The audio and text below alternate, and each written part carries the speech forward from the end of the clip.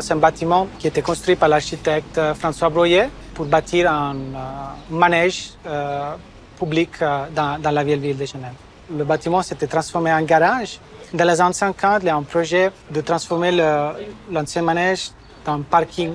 Et des habitants de la vieille ville, ils ont créé une association qui s'appelle Manège pour tous, qui a pour but de chercher des scénarios d'utilisation du bâtiment qui sont utiles pour la vieille ville et pour les habitants de la vieille ville. L'enveloppe est classée, nous sommes dans un contexte classé. Il y a 4 différents utilisateurs qui partagent le bâtiment. Le travail avec ça, c'était vraiment de préserver au maximum cette hétérogénéité d'ouverture. On a fait des découpages qui nous a permis d'utiliser un espace qui était en origine les écuries comme crèche avec des fenêtres plus bas. Mais en même temps, de grosses ouvertures comme celle-ci de la rotonde ou dans la grande salle, qui sont les ouvertures anciennes. Cette échelle était préservée avec les nouvelles menuiseries. Cette idée d'avoir un seul entrée par tout le monde, c'est comme un entrée civique, public, qu'on retrouve aussi dans d'autres bâtiments de la ville ici à Genève. Et de déplacer cet espace, comme on voit ici dans la tour, nous a permis d'avoir l'espace de la rotonde comme un espace, comme un salon urbain qui était utilisé par tout le monde. Et le déplacement de l'entrée a créé aussi ce petit espace public d'entrée. C'est un peu la matérialité de la ville qui entre dans cet espace de sens. Sur l'extérieur, on trouve différents types de pierres existantes, la molasse, calcaire, qui étaient travaillées et restaurées.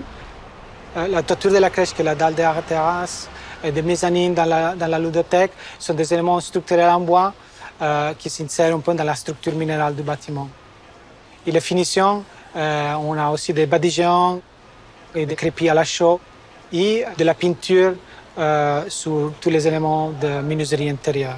Et après, tous les éléments qui sont neufs, qui sont vraiment dessinés spécifiquement pour l'utilisation d'aujourd'hui, sont réalisés en bois. C'est quelque chose qui peut s'adapter aux possibilités futures du bâtiment d'être modifié en fonction des besoins des utilisateurs.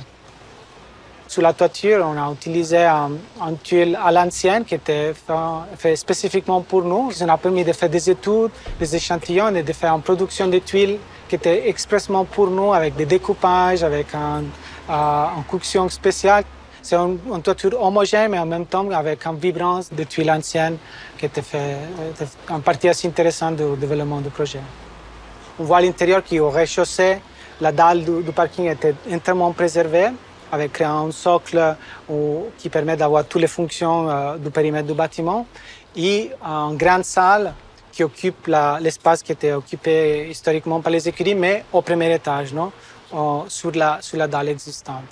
Et un découpage précis de la dalle au deuxième étage nous a permis de créer cette grande salle avec un volume en double alture qui est aussi ventilé et éclairé par les fenêtres latérales.